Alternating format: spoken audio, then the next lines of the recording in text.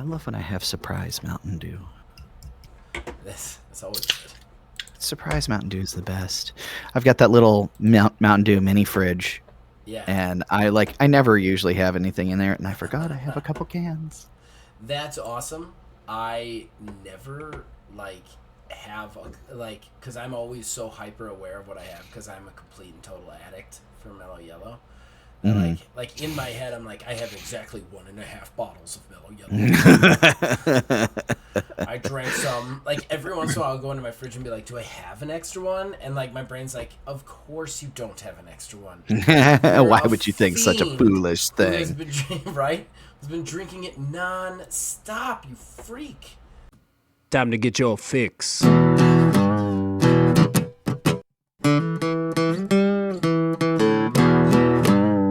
It's a horrible gaming podcast. It's not good, it's not great. Horrible gaming podcast. It's not even what you would call fair. It's really not that good.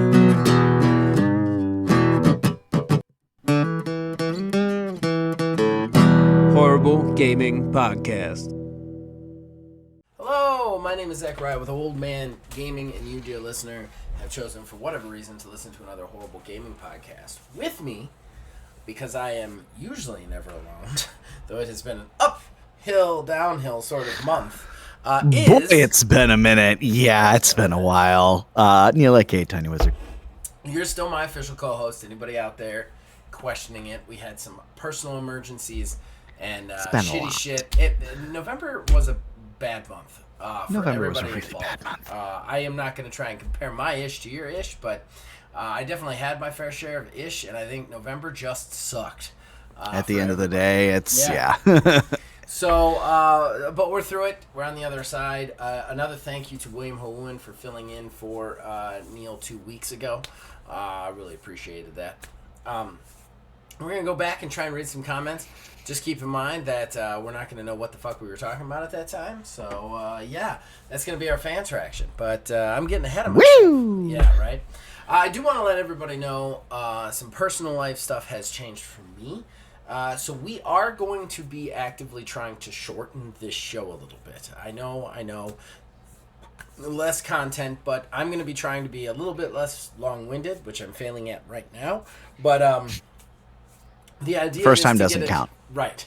The idea is to get it back to a 40 to 60-minute show just because there's some life changes going on for me personally, and the timing of this is going to become much more hard to maintain this podcast weekly without, and it still be the absolute 90-minute beast that it's been for the last, 3 or 4 years. So, like I said, we are going to be switching to that. On top of that, one more bit of news. The Horrible Game Awards, I know that I joked that we probably wouldn't be having celebrity people, but it is a good chance that we will not be having celebrity people because as much as I tried to get ahead, like I said, November took a big crap on everybody's head, and we're basically back to the same schedule again.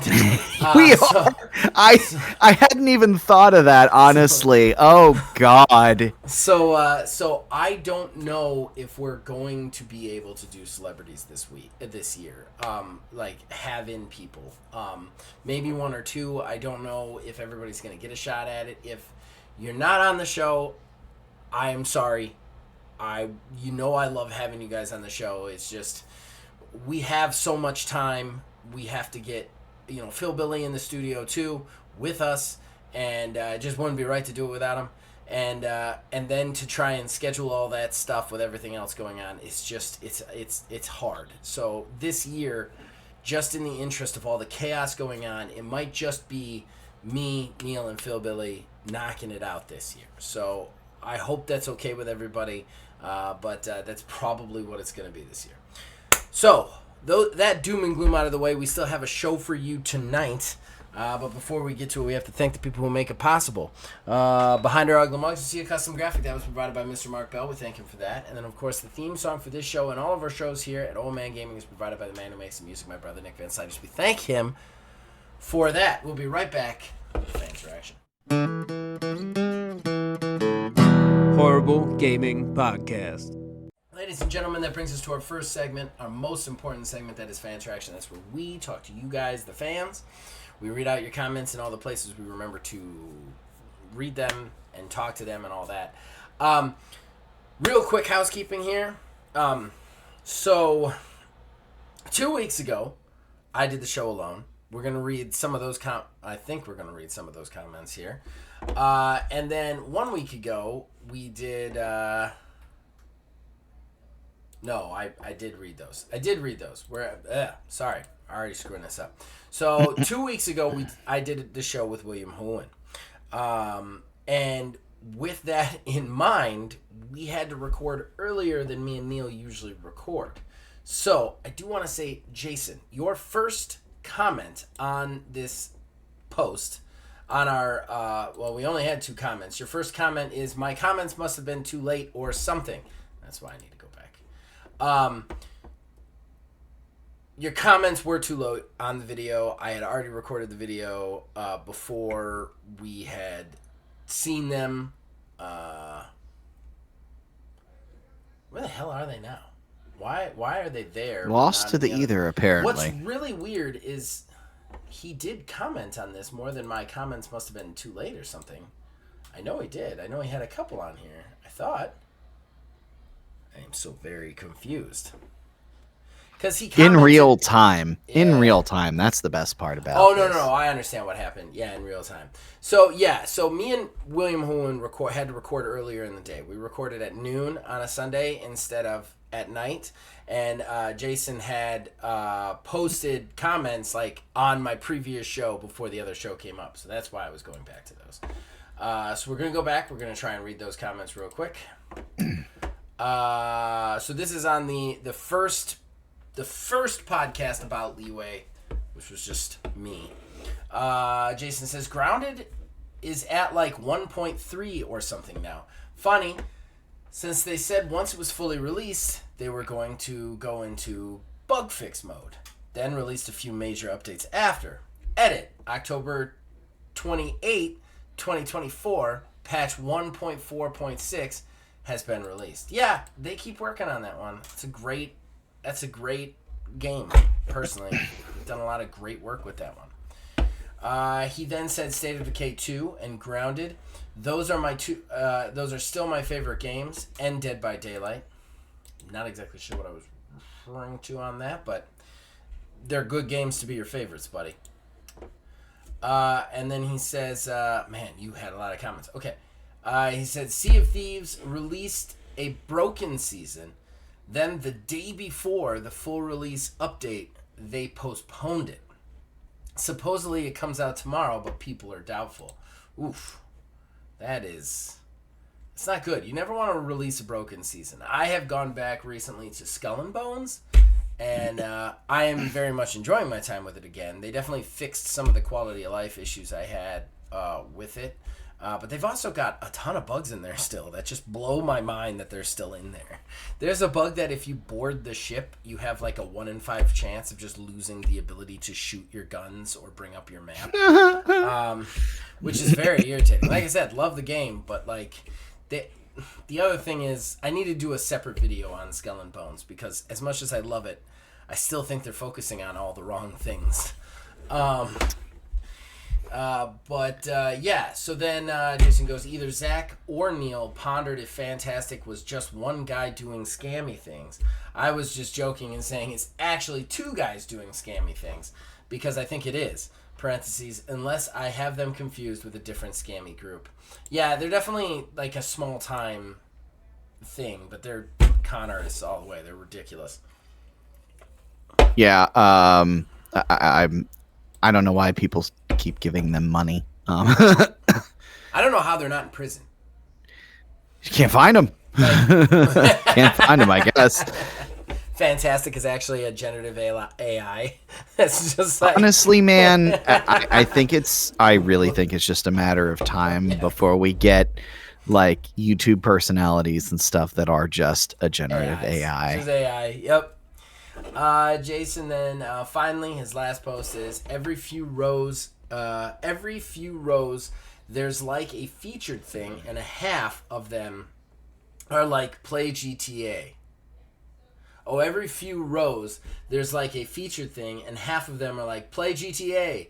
It's how I found out they have World of Goo, which is like the best game ever. I have no idea what this is referring to. I think it's just been too long. This has been we're talking like 3 weeks ago at this point.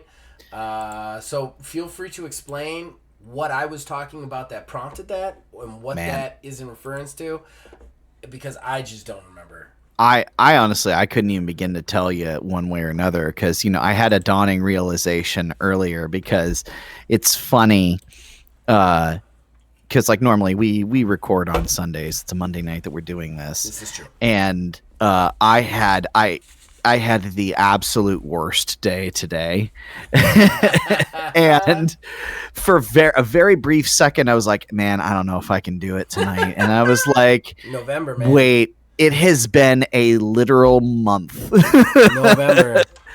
Yeah. I when I got on too, I saw like our history too. The last call was a month ago. I was like, oh shit.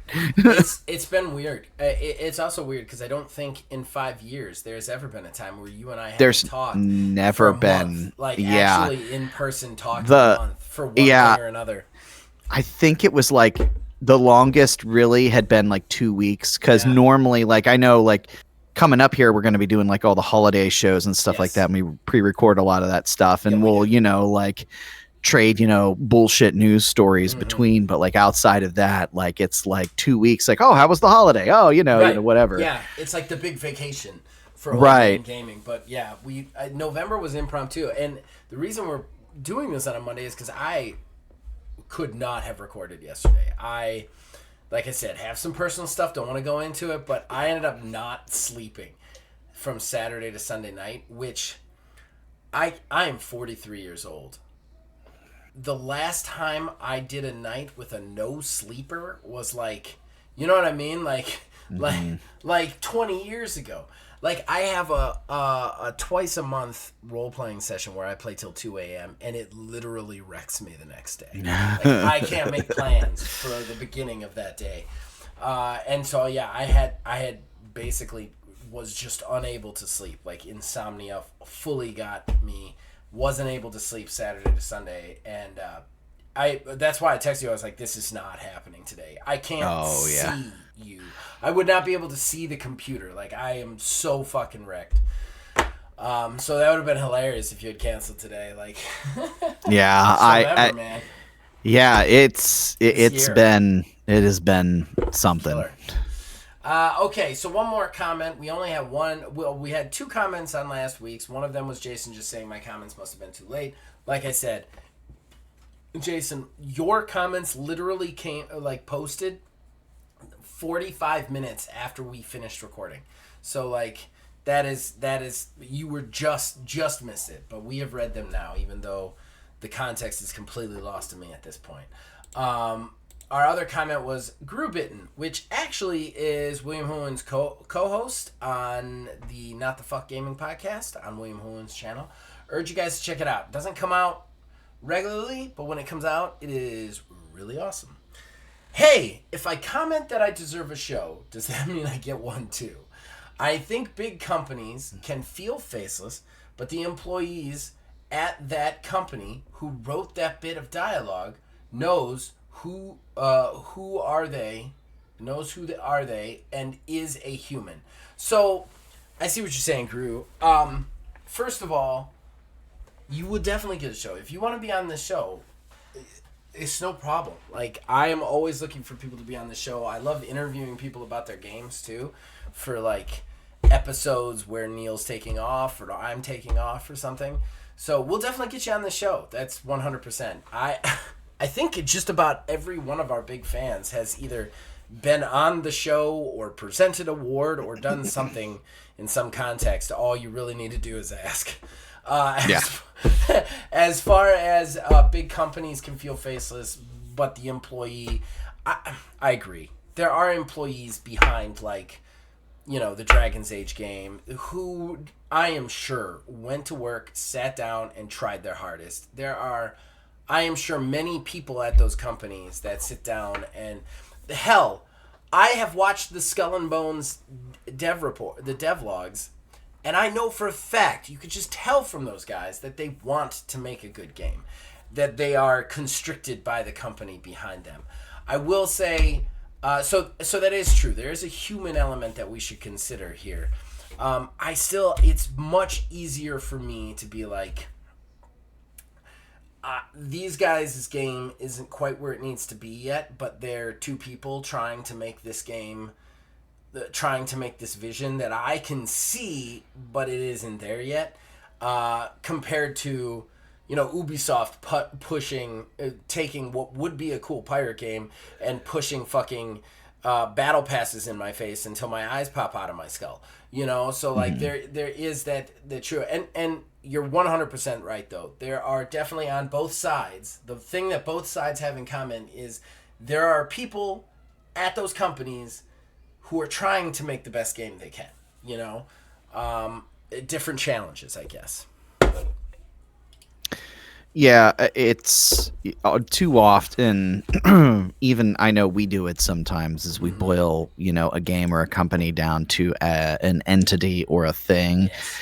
At the end of the day, somebody did do some work on it. And I think something that he lightly touched on there is, I think the, hey, I did that element is kind of interesting, or I know the guy who did or suggested this thing in a game.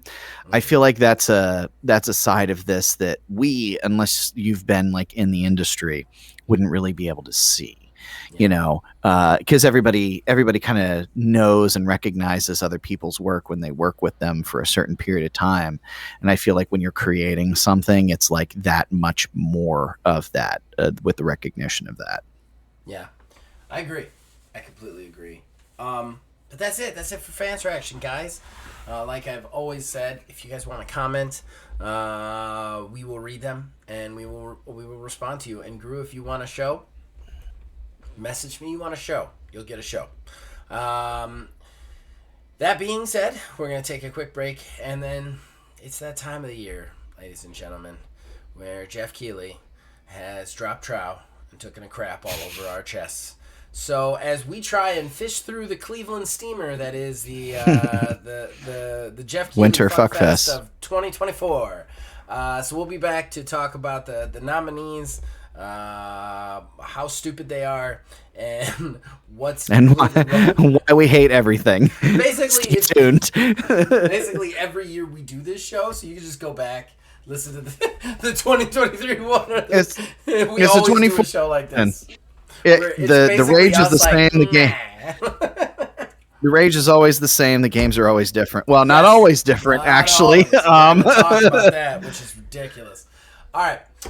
Yeah, we'll be right back with that. Horrible Gaming Podcast.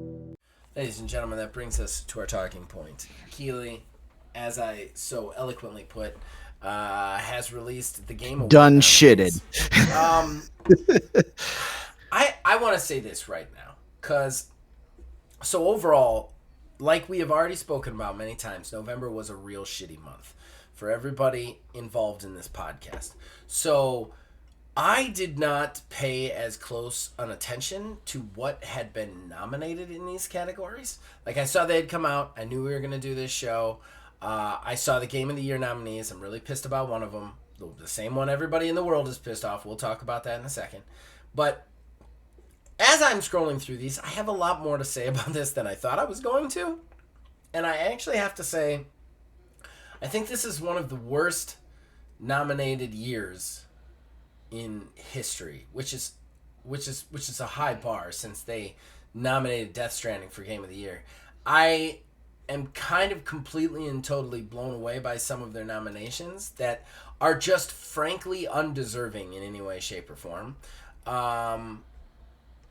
And really, it looks like a money grab on a lot of things. Well, let's get into it. Let's go for Game of the Year, the big boy, right?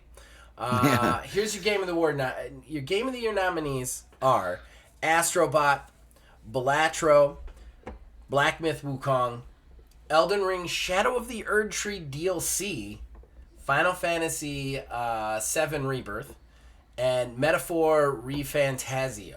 Okay, so I have not played any of the games on that list, which I think this is the first year ever where I haven't played any of the Game of Year nominees.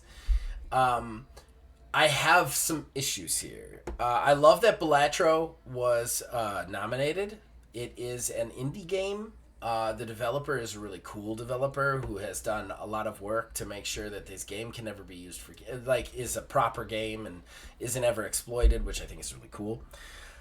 That being said, we have a DLC in the Game of the Year. A DLC. Now, this is tricky, because as you all know, our Game of the Year awards recognizes games that have multiple, like, that have a year. You know, I almost feel like Jeff Keighley has watched our show at this point, because we're the only award show that I know of. Bitch. We're the only award show that I know of that isn't year specific on almost everything, you know? Yeah. So like usually there's a category that's like best ongoing game, or Steam has the best labor of love or whatever, but they don't have it for every category like we do. There's no precedent for this, right? No precedent for this whatsoever. The Shadow of the Erdtree is not a standalone DLC. Like, you pick up where you left off in Elden Ring. Yeah, so that's really weird to me. I don't know. What are your thoughts? Because I kind of want to shit on it.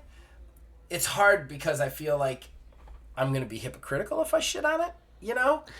Yeah, so I don't know, like, as we were kind of talking a little bit, like, this year I feel like is one of the weaker years for games. I mean, I believe it was last year, even when we were talking about this a little bit, with such a banger year last year was, like, this year was going to be nothing but feeling like a disappointment. But I mean, just to cover some of the hits here, Balatro,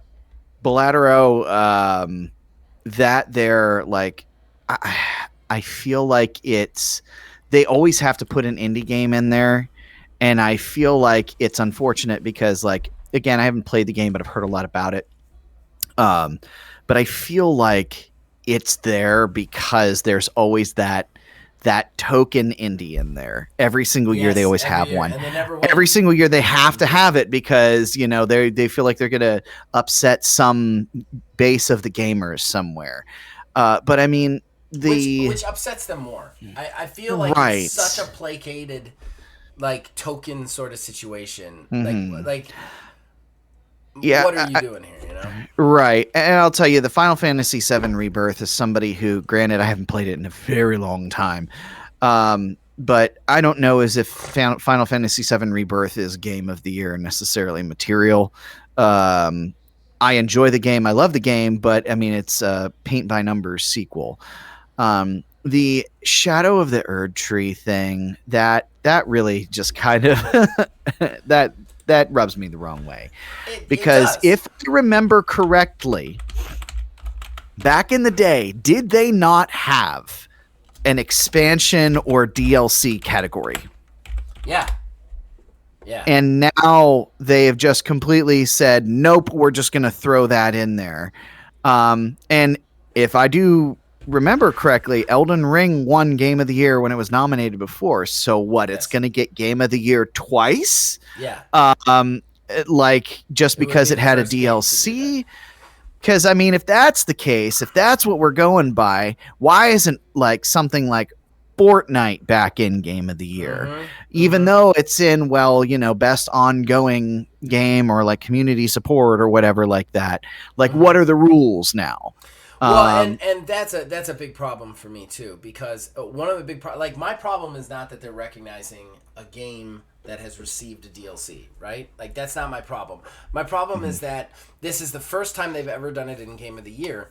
And let's look back in the last, like, 4 years. How many games have had absolutely earth-shattering DLC? DLC that arguably was better than Shadow of the Erdtree was for Elden Ring. Why is this one more special? So special that it breaks the rules and those didn't. I don't agree with that mentality. There have been, like I said, plenty of games over the years that have had amazing DLCs that have defined the game. Those were not nominated. Those weren't even considered to be nominated. And yeah, so we've got Elden Ring. The other thing that really bothers me about this is, if you want to nominate a DLC, okay, but you have games out there that are better than this. Helldivers 2 and Space Marine 2, Warhammer 40k Space Marine 2. Both of those games, unmitigated successes, absolute runaway hits. Helldivers has hit some issues with the balancing and community management, but the game itself was huge. You remember. And that came out this year, February 8th, 2024. Warhammer 40k, Space Marine just came out, and that's huge too. There are games that could be nominated in this spot that aren't. And I don't think that this DLC is good enough to take a spot away from those games. Does that make sense?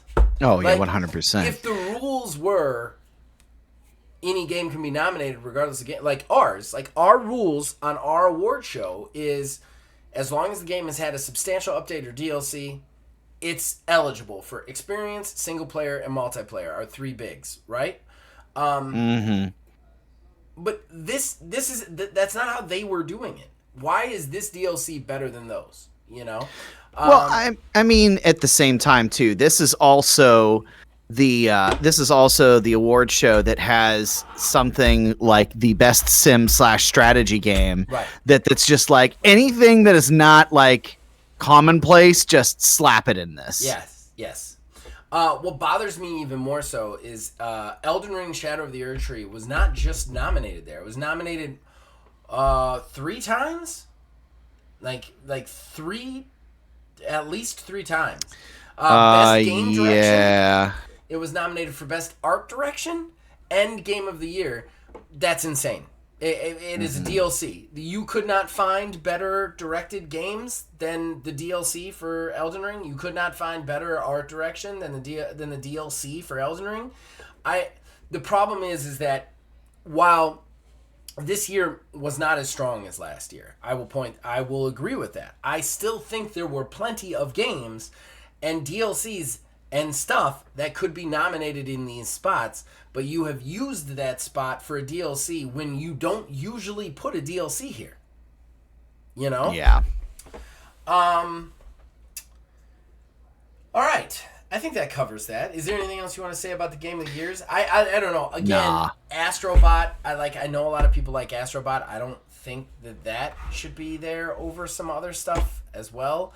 I've never played Metaphor Refantasio. I hear it's really good. It's Persona. Yeah. Well, I'm not gonna badmouth it. Final Fantasy VII Rebirth, from what I've seen, I don't think that necessarily deserves a spot over the 2 other games that I mentioned, you know? I don't know. And I know neither one of us have played Warhammer 40k or Helldivers, but I think we can both agree that they were much more popular games than these. Helldivers is the one that really blows me away. Helldivers should be in this list. 100%.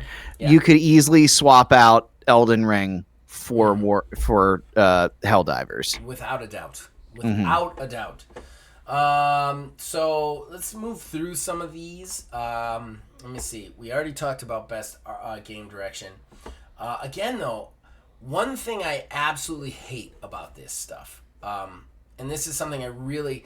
When you and I sat down to redefine what the award show was going to be in year 2... One thing that you and I were very, very serious about was we wanted categories that were less likely to have re-nominees. You know, that we're going to be like, we have 8 categories, and it is harder to have somebody. I mean, don't get me wrong, Baldur's Gate 3 blew us all away, but overall, usually it is a very it is very hard to get those renoms.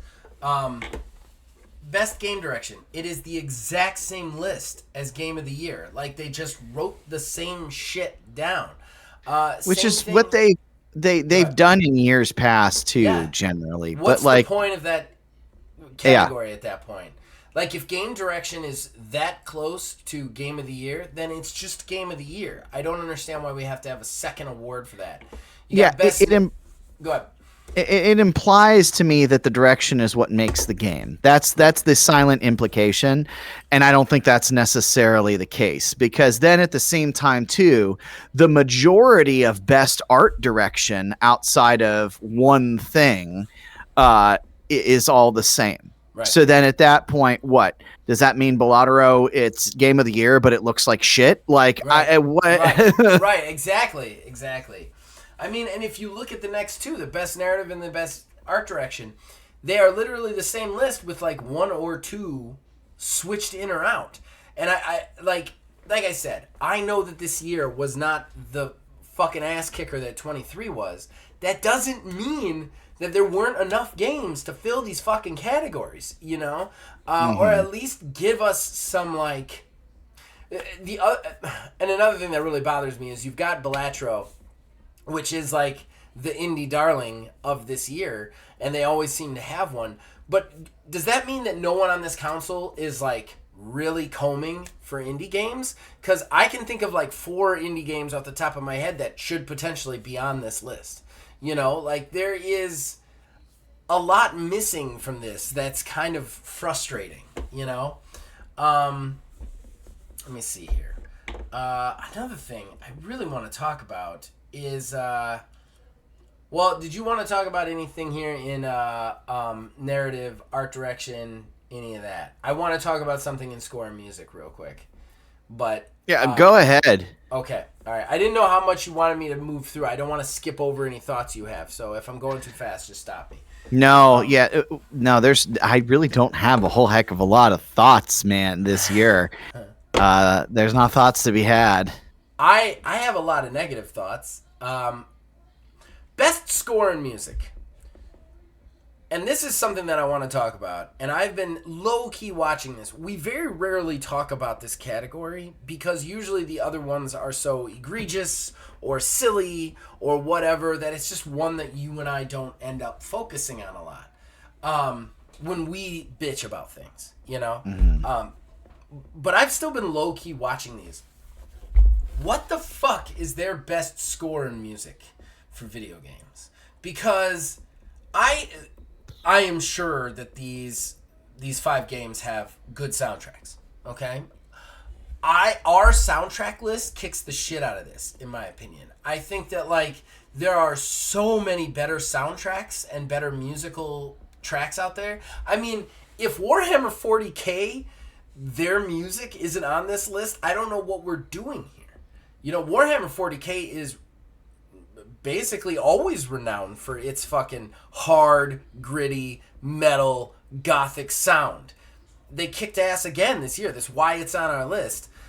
But here we have, and I'm sure Final Fantasy has some great remixed Final Fantasy music from the original Final Fantasy game. So for me, I'm like, why is that better than an original? Astrobot, it's a fucking platformer. Like that deserves to be there more than Aero GPX, which has like a classic Nintendo FX sound, like kick-ass sound to it.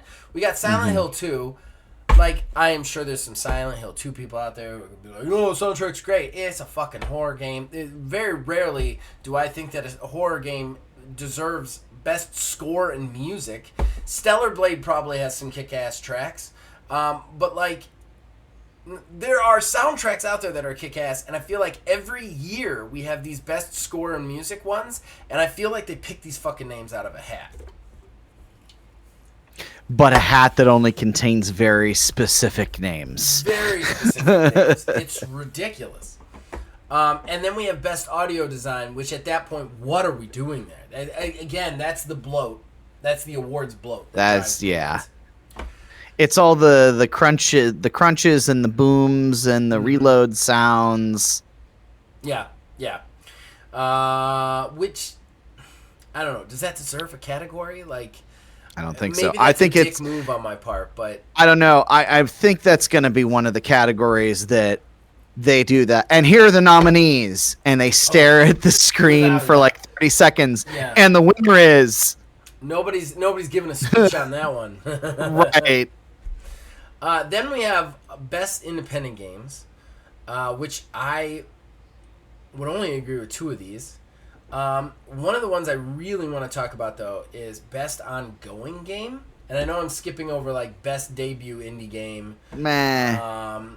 Which, why is there a best debut indie game? There's not a best debut AAA game, like, or is because Yeah. you now have nominated a DLC, so that's not game of the year. Like, what? Why is that a category?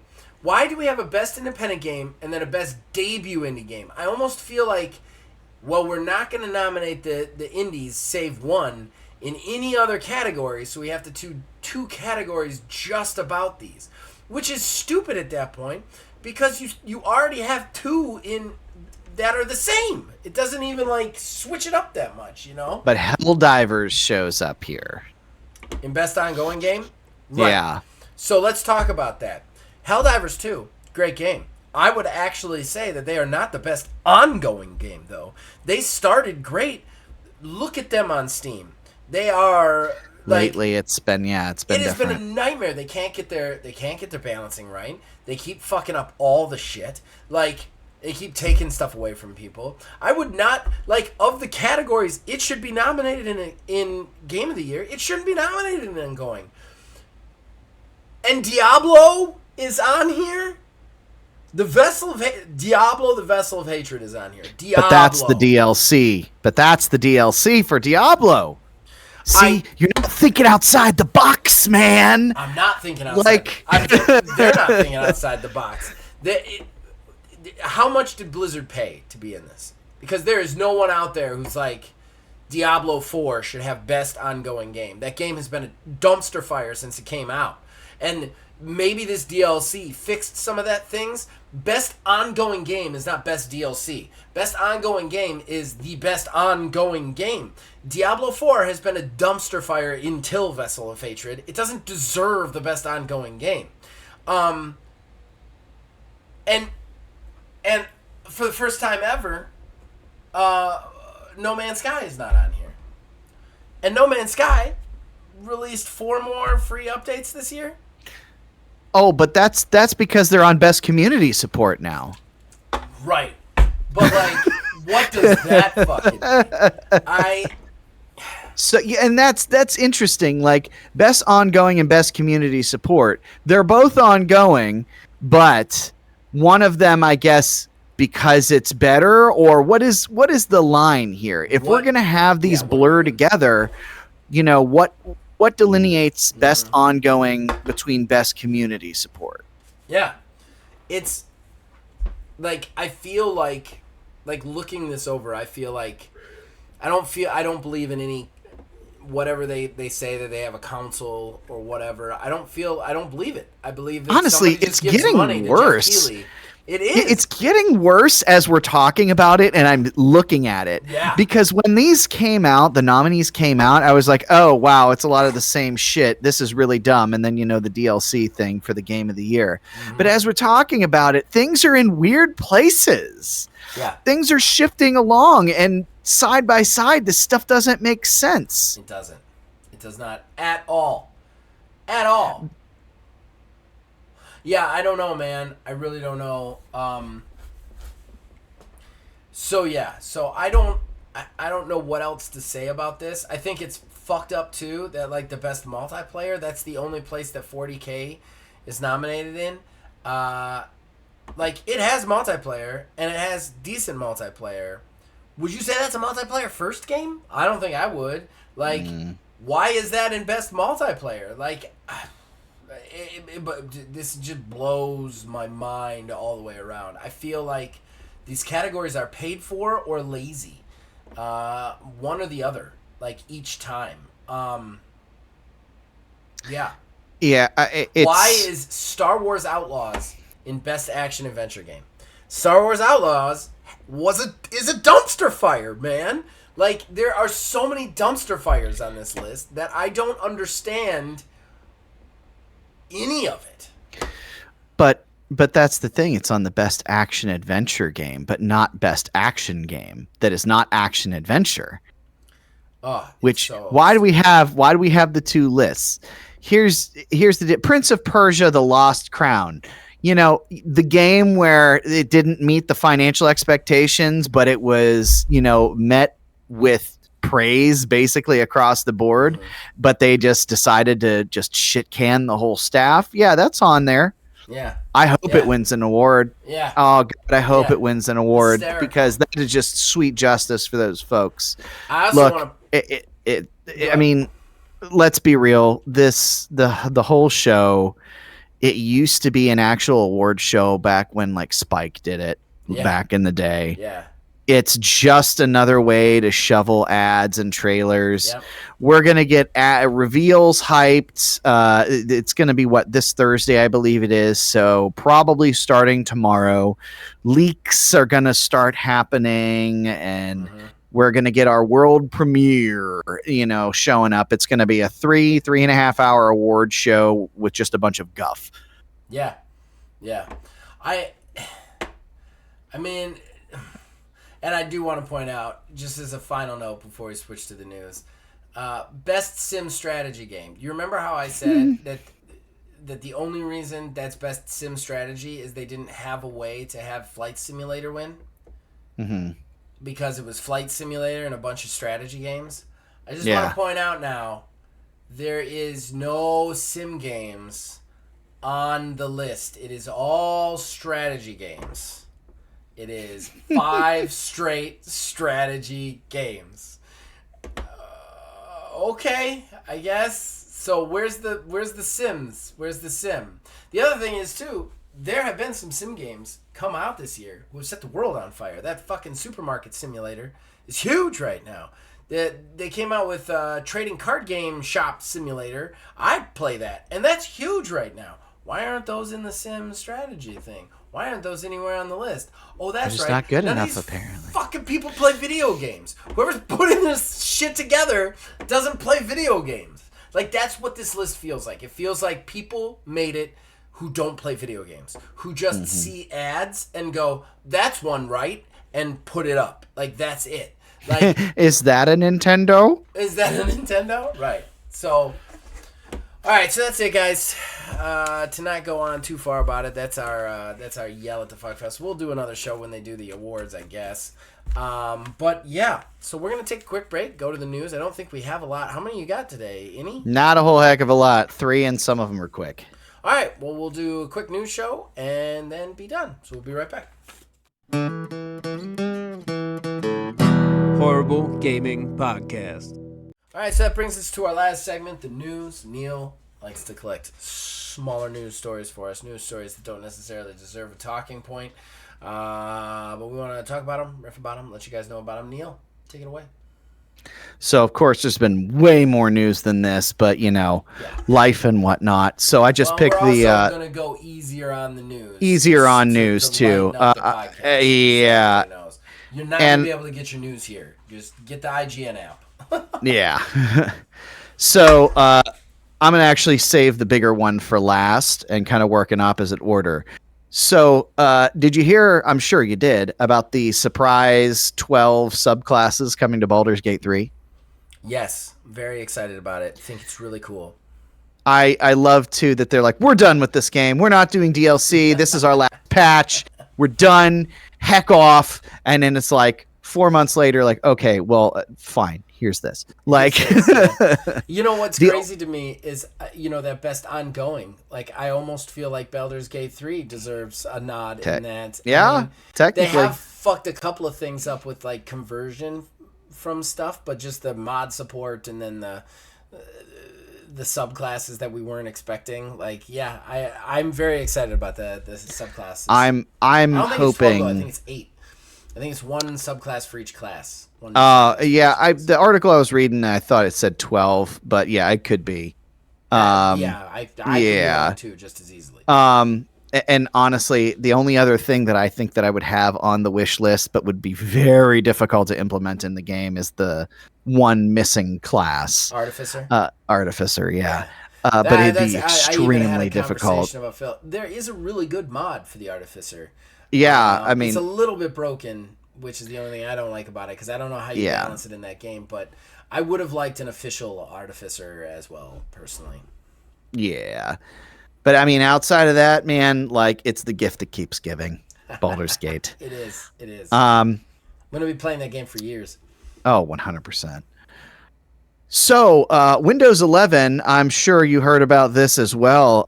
The Windows 11 update 24H2 has been destroying Ubisoft games effectively. I didn't hear about that. Yeah, so there is something in that update that prevents Ubisoft games from booting completely. Oh, they better get that shit together, because Ubisoft controls where Game Pass is streamed. Yeah, they've I do believe where Activision is streamed. Yeah, I do believe that they have since like stopped the rollout of that update, or it very well may be like hot fixed at this point.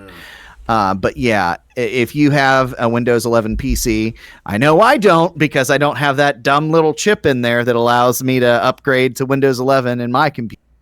But yeah, if you have a Windows 11 PC, just be careful before you update it.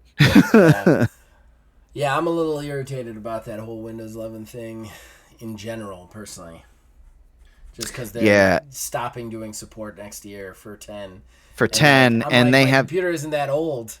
And I have to find some way to make it work for 11 when it shouldn't have to. You can buy... It's basically... you just plug it in onto the motherboard, and it's like a bypass for that, basically. It just checks a digital box saying, yes, I have this... the TCM, or I cannot remember the name of it, but it's like a security chip. So fucking annoying. Built onto the motherboard. It's like $30 or something like that. It's something actually I'm taking into consideration. Something that's happened in this past month is I've actually begun to collect the components to build PC for Kayla. Oh, nice. Yeah, she of course she wants an all white build. So bring on the tax for the white components, but it is what it is, I guess.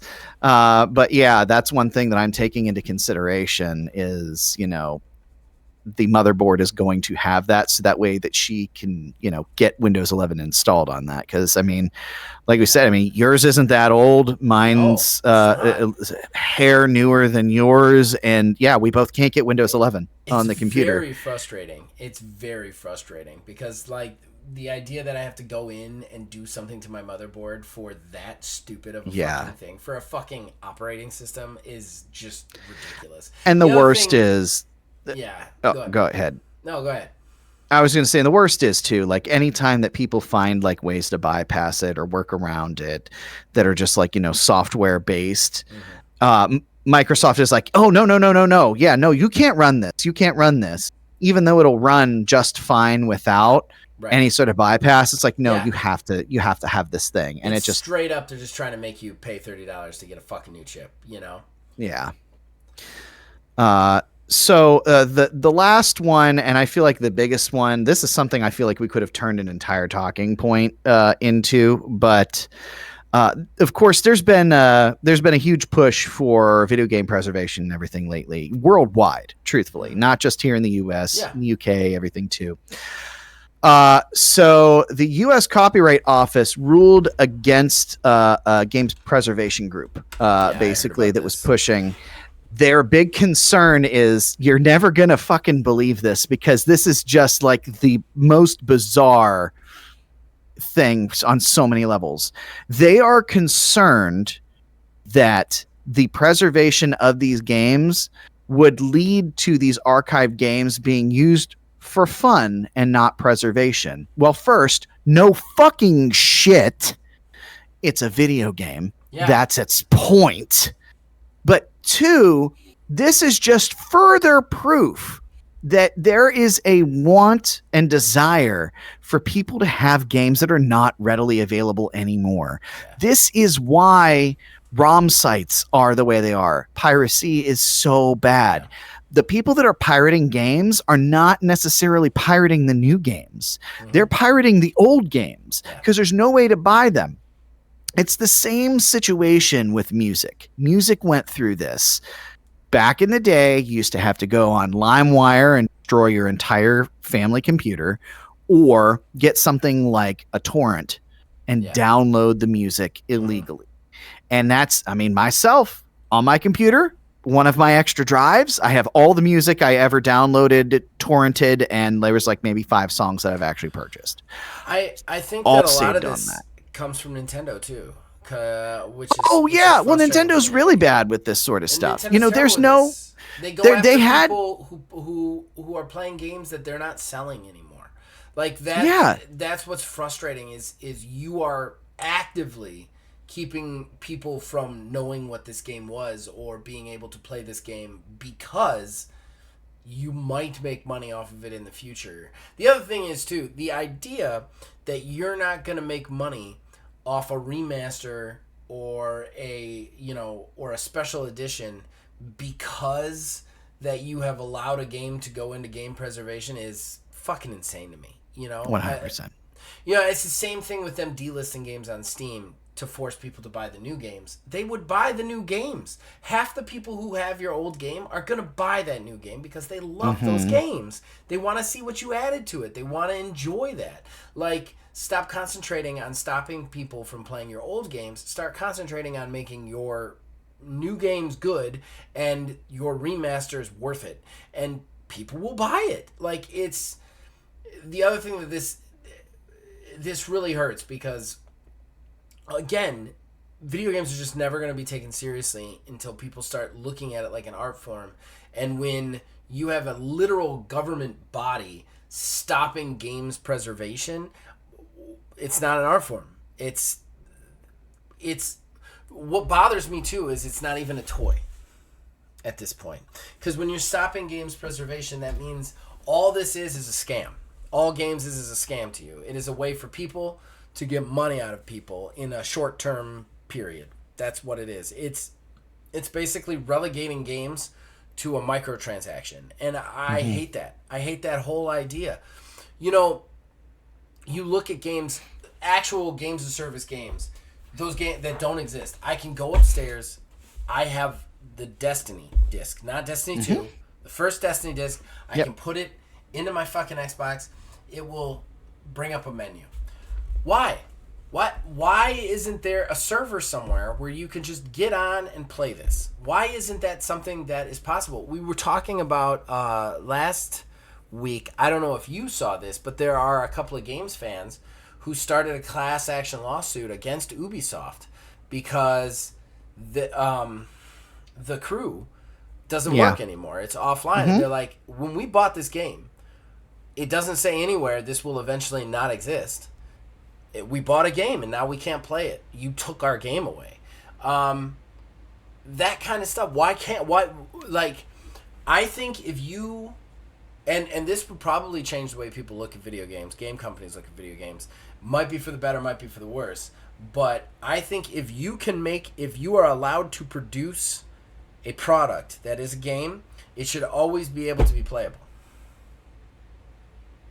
Oh yeah, So if 100%. you make a games as service game that exists only on a server, you better be prepared to have a server up for the rest of the fucking time itself, as far as I'm concerned, unless your company goes out of business. So go ahead.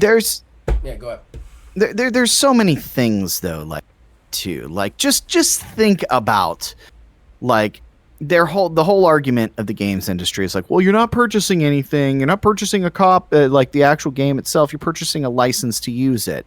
Fine, if you want to say that for the digital games, fine. If that's how it is when we inevitably flip over to an all digital, no disc, no this, that, and the third, let's live in that dystopia in the future. Right. But if I am purchasing a disc or a cartridge or whatever the hell, a card, I am buying it with the assumption that everything that I need to run that is on that. You don't buy a car. Well, technically, you can buy cars on subscription services now. That was a bad example. You don't buy a DVD and say, well, this is a license to watch it. And then someday, one day, you put it in and it just won't play it anymore. Yeah. You know, I mean, granted, they can do that now too, I'm sure. Yeah. Oh, you know, they have all those sorts of shit now. They have 100%. All the digital ways that they can put their hooks into and just rake back whatever it is that they've got. Mm-hmm. Because if that's the case, if they want to do it that way to where it's just you don't actually own anything and we're allowing you to use it, fine. Then make everything a subscription service. And I know that's the eventuality that we're going to. Yeah, that's where we're going. But in the meantime, if I want to be able to then subscribe to a PlayStation, right, and say, hey, I'm going to purchase the console because the console is what runs the service. Right. Fine. My console remotely accesses this service. Right. I pay you X dollars a month, and all games that come out, I can play. Fine, if you want to do it that way. But I'm not going to buy a thing to bring home a physical item that is not connected to the internet and have some external thing say, actually, no. Yeah. It's ridiculous. And I think that it is sad that's where we're going. And it does mean that, like, I don't know that video games will ever be taken seriously as art form, which is really the biggest crime here. You know, man, wouldn't it be nice if game preservation had the right to just, like, put up servers for games as service to keep them alive? You know what I mean? Like, that would be fucking awesome. Like, just to have a place to go play your old games as service games. And who is that hurting? Because I paid for it. You know what I mean? The people who would be on there paid for it. So, like, who's that hurting? I don't understand why they're so against this. And yeah, it's ridiculous. Yeah, and I think it was, what is it recently, Nintendo, the what's it called? Animal Crossing Pocket Camp. Oh, yeah, I don't know if you'd heard about this. It's the same thing, but they're doing it the right way. It was a free-to-play game. They do the free-to-play thing, fine, cool, whatever. And they're going to sunset the service. So sunsetting the service is, hey, give us a flat amount, and you have it. Yeah. You want to do it that way? Hell, if that's the case, I feel like they're just not thinking in that, like, fourth dimension. There's tons of people who have live service games or free-to-play games that are like, you know, when this goes offline, I will pay money to have it permanently so I can still play it. So I can still play it, yeah. You know, I think that, like,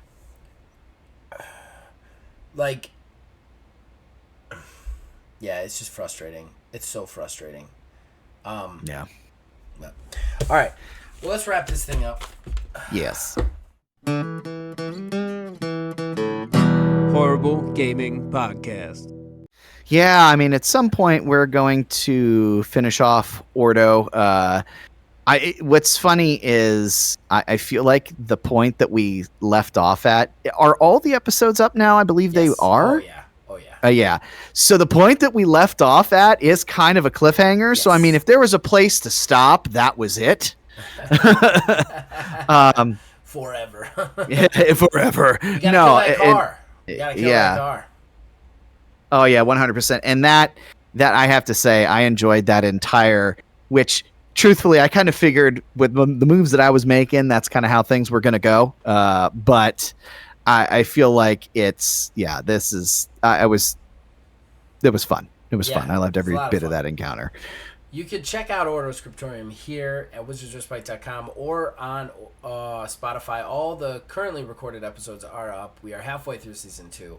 Obviously, November got in the way, so we are going to get back into it and try and finish that up. As far as what I have to offer, I'm not going to plug anything because I'm probably winding down some stuff, as we mentioned in the beginning. I will say watch whatever you want on here. We do some video game stuff, we do some TTRPG stuff, and that's it. You guys can reach us on Facebook at OldManGamingDH. You can reach us on X at OldManGaming9. You can reach us on Blue Sky. You got to look for Axiom Games LLC /OldManGaming. And their addresses are huge, so I can't possibly remember it. So just look for us on Blue Sky. And then finally, you can check us out on Discord. Our link is in the description below, and you can influence us in all of our shows from there. And hopefully, we will be back next week with another episode. And as long as you guys keep watching and listening, we will try to keep making them. Pause. See, you've got your tree up. I did. I only recently got it up. It's not only halfway done. My Grinch tree is on its last legs. I only have like 3 Grinches left on it, and the lights died, which is why it's not behind me. So like, I need to find a way to put new lights on it, but we don't have strings that have less than 150 lights. It's just this little tree, so there's just no. I don't have a way to like dress it, you know. That's hard, yeah, because you can only buy them in those. I mean, you can get other. Well, we have some of those little battery operated ones upstairs on some different things. I actually, I'm trying to find here. I got those smart lights, the permanent install lights installed in the house. Oh, cool. That was a thing. That was a whole thing. I'm going to try to share it with you here. It's not, you don't have to like watch it right now or anything like that, but it looks really nice. We have the windows and the house itself done. I almost died like 4 separate times putting them up. Which is the whole reason why we're flipping over to these smart lights. Because every single year I'd have to get these little sticky clip things, and we get you'd always tell a story about that. Every single year was always. This year was even worse because of how I had to get up there to do it. I had to, at one point, it took me like a half hour for the one part of the house, like where it kind of comes over the front porch, of me placing the ladder, thinking it's good, climbing halfway up and it's shifting, and me just going, nope, and climbing back down. Yeah. In the end, I had to put a stack of tiles underneath the one leg to get up. And I'm like, I'm either one shift or one sneeze away from this thing completely falling and me dying. Merry Christmas. Fitting into November. Yeah, when we get home with the Christmas tree every year, it's like we get out the things. And like, I think every year but this one, I've had to go because my wife hates LED lights. She likes the old school like bulb lights, but they barely make them anymore. The only place you can get them is Dollar General, and they're super cheap and useless as all hell. So like every year, basically this is what happens. I go in, I've done everything I can to try and make these lights secure in this container that does not move all year. I open it up and none of them fucking work. Every fucking year. So I'm like, all right, none of them work again. So I go to the store, I buy a bunch more, I bring them back, and I'm like, okay, we're good. Next year, at least a couple of these should work, and then they don't work. Finally, this year, she switched to because we've had these LED lights that somebody bought for us that like she just doesn't want to switch over to. And like again this year I started plugging stuff in, and she just started giggling because she was like, they're not gonna work again, are they? And I was like, no, they're not gonna work again. And just, there was one string, it was 150 lights. I'm not even fucking around with you, Neil. The first 20 didn't work, the next 20 did work, then another like 40 didn't work, then like 20 did work, then the last couple didn't work. I was like, what the fuck is this? It can't even break right. I can't even get it to not work in a correct way. This is working in the only way that I can't use it. Like, at least not work at the bottom half so that I could put the top half around the tree, or vice versa. But you literally segmented it, so no matter how I put this on the tree, it's going to look like shit. I only like relatively recently found out that Christmas lights have fuses. Oh yeah, they do.